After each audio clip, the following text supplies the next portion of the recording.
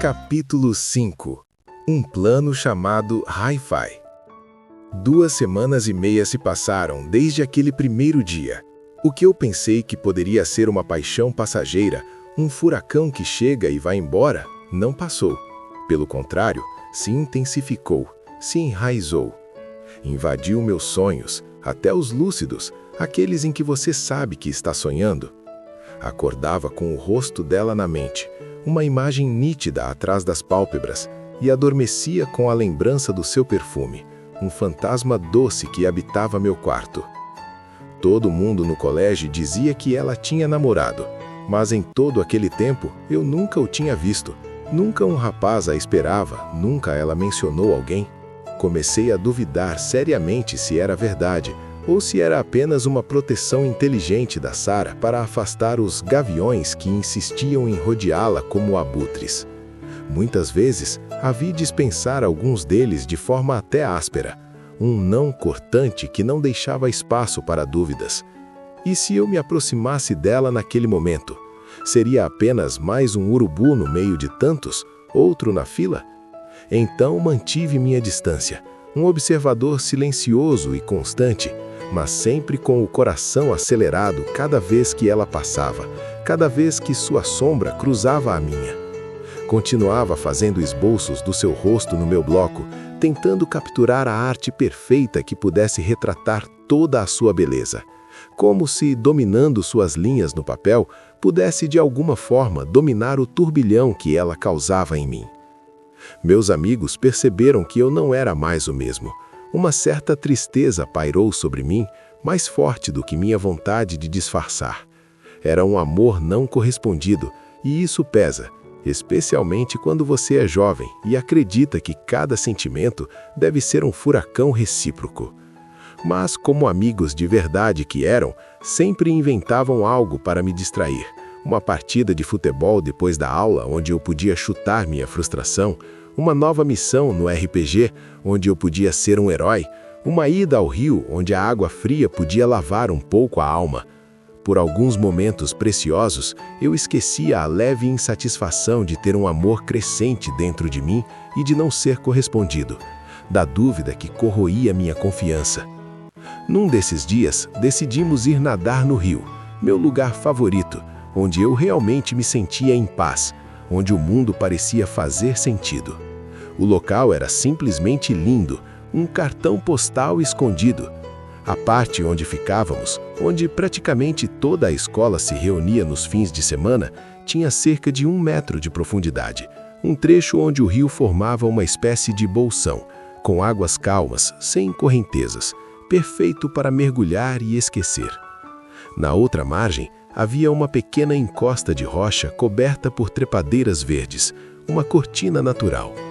Eu me amarrava naquele lugar e, com meus amigos ao redor, ria sem parar de tudo e de todos, da vida, das nossas desventuras. Sabe quando você se reúne com amigos de verdade para curtir um momento e de alguma forma você tem a certeza, uma convicção profunda no peito de que aqueles instantes vão ficar para sempre no seu coração e na sua mente, guardados às 7 chaves? Pois era assim que eu me sentia ali. Por isso adorava aquele lugar, e são aqueles momentos que lembro até hoje, com uma nitidez que dói de tão boa. Caras, hoje o dia tá muito top, disse Andrei, empolgado, pegando seu violão, seu instrumento de sedução. A turma se olhou e todos riram, não dele, mas concordando com ele, com a verdade simples daquela afirmação. Hugo ergueu o braço e soltou um berro de uhul, um grito tribal de alegria, enquanto Zezinho agarrou Pipe pelo pescoço e esfregou a mão em sua cabeça, um carinho brutamontes. Luizinho também gritou, sem soltar o pé de moleque da mão, um multitasking da felicidade. Aí, toca algo aí, Andrei, vamos curtir, disse Frank, olhando para Amaury, que acabava de sair da água, pingando e feliz. Isso aí, música aí, Andrei, reforçou Amaury, secando o rosto com uma toalha que já estava molhada. Aí, sem aquelas suas músicas baixo astral, senão o carioca chora, pô. Ele terminou implicando comigo, um alvo fácil.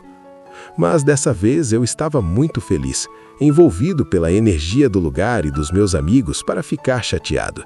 Sorri e fiz o gesto de uma ova para ele, um gesto clássico de zoação. Todos caíram na gargalhada na mesma hora, um coro de risadas que se misturou ao barulho do rio. A tarde foi passando em pura animação, um rio de alegria. Fizemos uma rede improvisada de vôlei com cordas e um galho e jogamos, enfrentando outros times que se formaram assim que montamos a rede, um campeonato espontâneo. Logo, todos da escola estavam envolvidos, uns torcendo, outros zoando a equipe perdedora e muitos rindo de cada jogada furada, cada mergulho desengonçado na água. Meu quarteto mágico, formado por Frank, Pip, Hugo e eu, estava indo para o ponto final da 8ª vitória seguida. A galera gritava o nome da gente. Tinha virado um evento, um espetáculo de areia e água. Júlio, o marrento e brigão da escola, sacou a bola com força, um lançamento agressivo. Hugo recebeu de manchete, um golpe preciso, e passou para Pip, que levantou para que eu batesse. E acho que foi a melhor bola de tempo, uma jogada característica do vôlei que ele já levantou na vida. Perfeita, redonda, um convite para o sucesso. Mas aí, aconteceu. Eu a vi no meio daquela galera toda, no meio de todos aqueles gritos e sorrisos, um farol loiro no meio da multidão. E o pior, ou melhor, ela me sorriu. Enquanto saltava para bater a bola, no ápice do meu pulo, nossos olhos se encontraram por uma fração de segundo, um instante congelado no tempo. E simplesmente furei. Errei a cortada, e a bola foi ao chão com um baque mudo, uma morte súbita do nosso placar. Vantagem para o time do Júlio, que gritou compulsivamente, com a galera comemorando junto, um alvoroço. O engraçado é que ela sorriu de novo, um sorriso pequeno e understanding, e depois se virou e saiu, como se tivesse ouvido alguém chamar. Um fantasma que veio, desestabilizou meu mundo e sumiu. Hugo levou as mãos à cabeça, lamentando o erro, um dramalhão. Pipe não queria acreditar que eu tinha errado minha bola preferida, e dessa vez ninguém podia culpá-lo. Ele havia acertado uma bola incrível, um passe de gênio. Frank riu apontando para mim, um sorrisão no rosto. Eu também ri, meio sem graça, um riso de alívio e constrangimento. Ele tinha visto o mesmo que eu. Então ele se aproximou e me abraçou, me levantando do chão como se eu fosse uma pena, sua força descomunal sempre uma surpresa. Que se dane o ponto, carioca. Ele bateu no meu ombro, um baque amigável. Além do mais, só perdemos a vantagem. Vamos jogar. Ele se afastou para sua posição, sorrindo, um gigante gentil. E cara, é na sua direção. Ele piscou para mim, um código. E se você quer saber, nós ganhamos mais 6 pontos depois daquela, uma vitória épica. Saímos porque não aguentávamos mais nem andar, exaustos e felizes pelo dia incrível que havíamos passado. Já não havia tanta gente no rio, só nós e o som da natureza. Eu, particularmente, estava feliz. Aquele sorriso não saía da minha cabeça, tampouco do meu coração. Afinal, aquele ocorrido dava à minha mente um motivo para acreditar que ainda havia esperança para mim, um sinal. Talvez ela não apenas me tolerasse, mas me notasse. Pip se levantou e pegou sua mochila do chão, o que foi um anúncio universal de que o dia chegava ao fim, o ritual do Pip. Todos então fomos pegando nossas coisas, nos alongando, nos pondo a caminho, um bando cansado e satisfeito. Mas o dia estava longe do fim, a noite ainda guardava aventuras. Aí galera, 8 horas lá em casa vai ter pão com patê de salsicha, disse Hugo com muito orgulho, anunciando o evento principal. O pão com patê de sua mãe, Dona Soraya, era realmente lendário, uma iguaria que unia a turma. Vamos continuar do mesmo lugar? Perguntou Pip, olhando para Hugo, seus olhos cheios de expectativa. Ele se referia ao jogo de RPG. A partida já durava 1 mês e meio, coisa bem de nerd, mas a gente amava. A galera era louca por isso, e pelo menos 2 vezes por semana a gente jogava e acabava dormindo na casa do Hugo, ou melhor, no porão do Hugo, nosso quartel-general. Você vai, carioca? Já faltou na outra? Me indagou com firmeza, Pip, seu olhar me desafiando a negar. Eu sorri, sentindo o calor da amizade, e disse sim com um aceno de cabeça. Como eu poderia dizer não? Mais tarde estávamos todos os 8 reunidos, de pijama, em volta de uma mesa com um tabuleiro criado por Hugo, um mapa de mundos imaginários. Sobre a mesa havia um prato meio vazio com pães de forma com patê e vários copos de refrigerante pela metade ou quase no fim, a carnificina de uma noite de jogatina. As horas passaram rápido no meio da brincadeira e da aventura criada por Hugo, que era um mestre narrador nato. Já era meia-noite, como marcava o relógio redondo na parede do porão, quando Dona Soraya apareceu no topo da escada. Ela estava de lenço e rolos na cabeça, era baixa, bem branca e corpunta, uma figura materna imponente. Acho melhor pararem por hoje, crianças. Amanhã vocês têm aula. Outro dia vocês continuam a brincadeira. Ou, como Hugo diz, a aventura. Disse ela, sorrindo, seu rosto iluminado pela luz do corredor, antes de retornar para cima, deixando o cheiro de creme de cabelo no ar. Ok, mãe, vamos parar e dormir, respondeu Hugo, se levantando e abocanhando mais um pão com patê. Um último ritual. Logo, todos se levantaram e, de forma nada ordenada, formamos uma fila caótica para o banheiro para escovar os dentes, uma coreografia de amizade. Depois, cada um pegou seu cobertor e se esticou no chão do porão, uma confusão de corpos e edredons. No entanto, ninguém dormiu de verdade. A adrenalina do jogo e do dia ainda corria em nossas veias. Com lanternas em mãos, começamos a conversar sobre o que ocorrera no rio e como tinha sido legal o dia, revivendo cada momento. Era inevitável que o comentário do Frank sobre o que ele tinha visto viesse à tona. Ele era o nosso observador silencioso. Sabe por que o carioca errou aquela cortada, galera? Disse Frank, instigando a curiosidade de todos, sua voz baixo no escuro. Eu queria saber como você pôde errar aquela jogada, questionou Hugo, batendo na mão do Pip num gesto de cumplicidade. Foi perfeito o levantamento do Pip. Vocês não viram a Sarah lá, galera?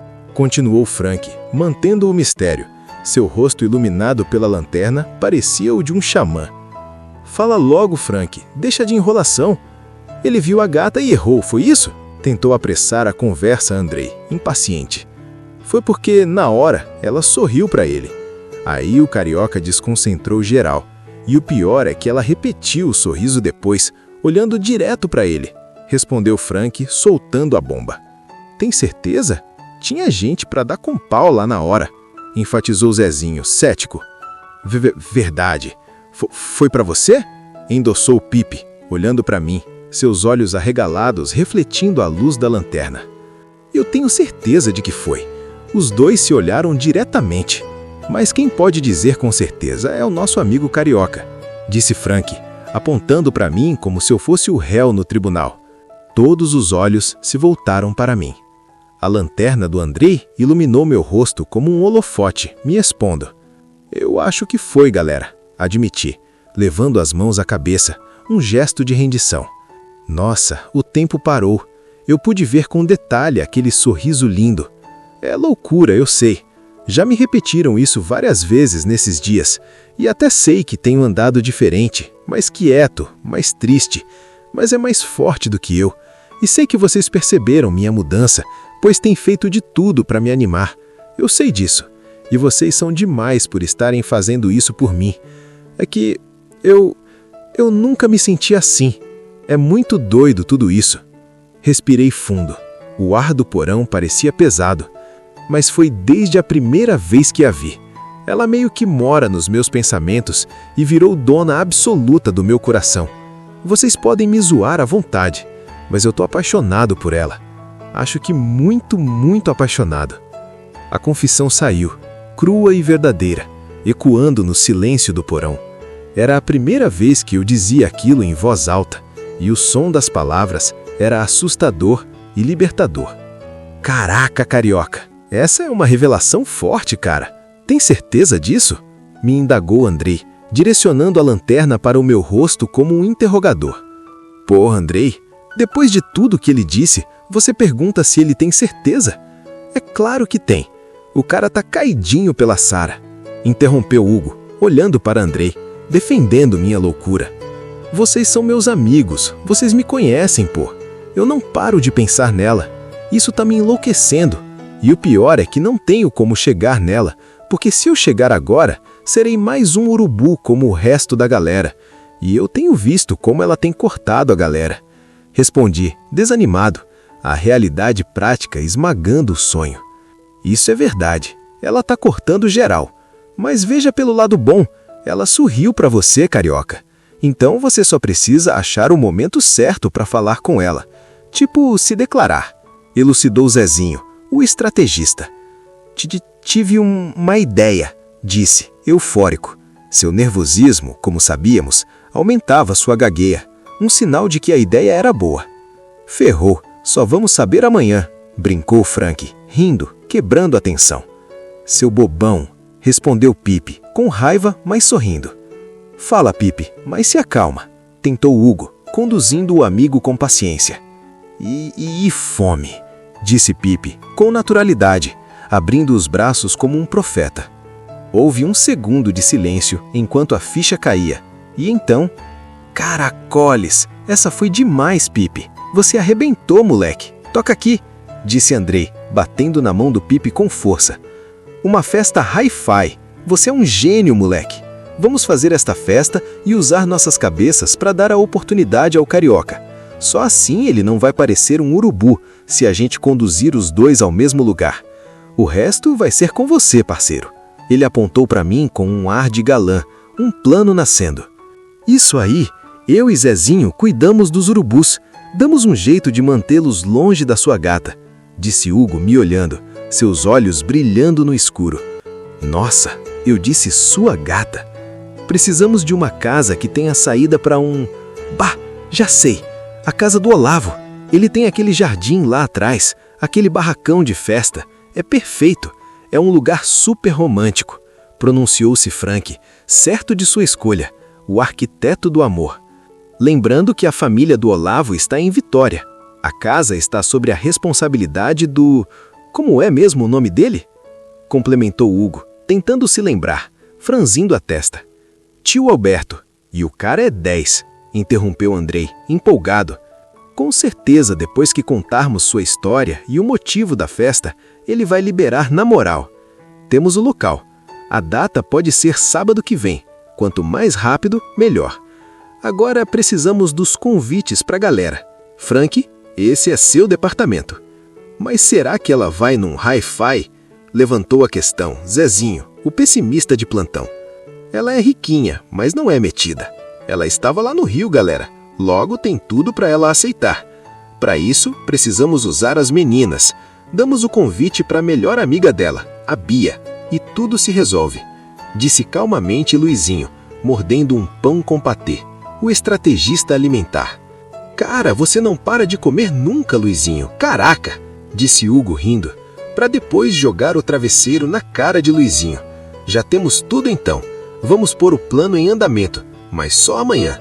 Agora vamos dormir, pô. Terminou Hugo, depois de receber o travesseiro de Luizinho de volta no meio da cara.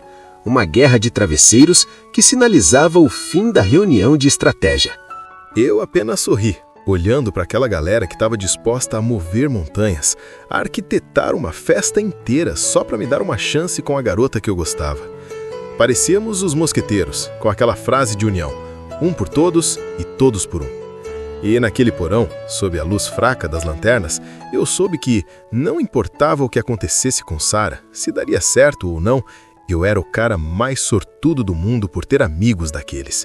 O amor poderia ser incerto, mas a amizade deles era a coisa mais sólida e real da minha vida.